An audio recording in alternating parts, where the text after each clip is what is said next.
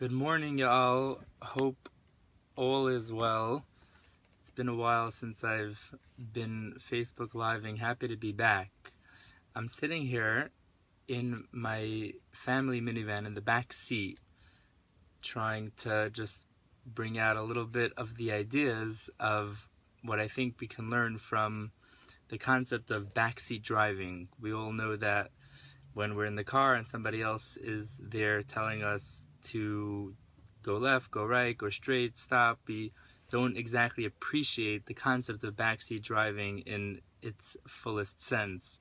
However, I believe that a really important part of the Rosh Hashanah, Yom Kippur, High Holy Day experience very much connects to us needing to take a backseat and become backseat drivers in what we call God's world. And I will explain as follows.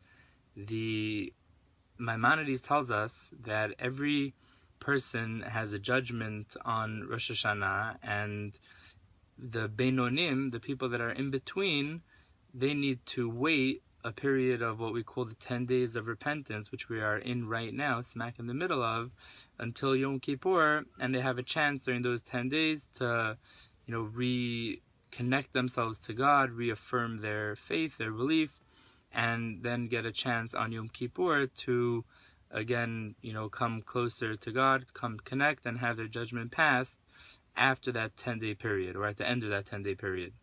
And Maimonides explains that what a Benoni does, which the general understanding of a Benoni is somebody who's in between.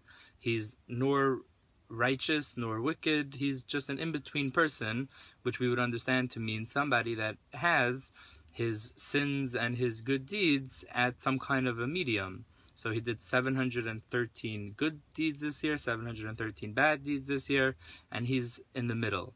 And he's the Benoni who's hanging in between.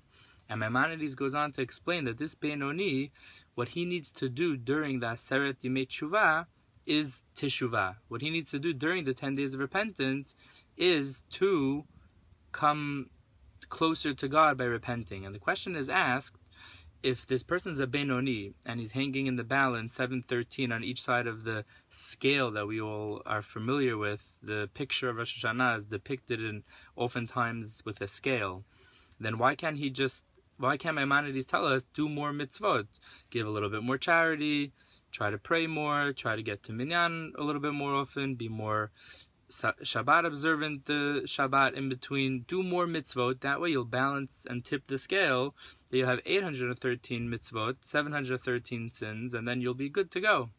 And the answer lies in the fact that what we do on Rosh Hashanah is much more about malchut, about coronating God as the king, than it is about doing teshuvah.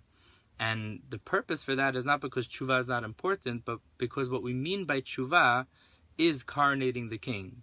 Our teshuvah, the best teshuvah we can do, the way to tip the scale is not necessarily by doing 7 or 10 more mitzvot. It's about realigning our focus and our faith and our belief system in God being the king, incarnating God as our king.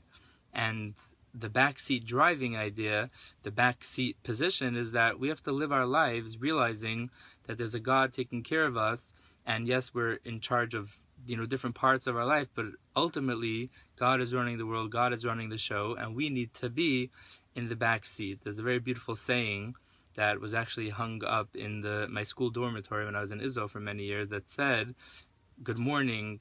There was a sign in one of the rooms that said, good morning, this is God. I'll be handling all of your problems today. Go have a great day. And I think it's a message which we can all grow from and feel very comforted in, as well as helping us with our period of the high holidays and getting to a better place and a closer place to God. I hope you all have a wonderful Shabbat.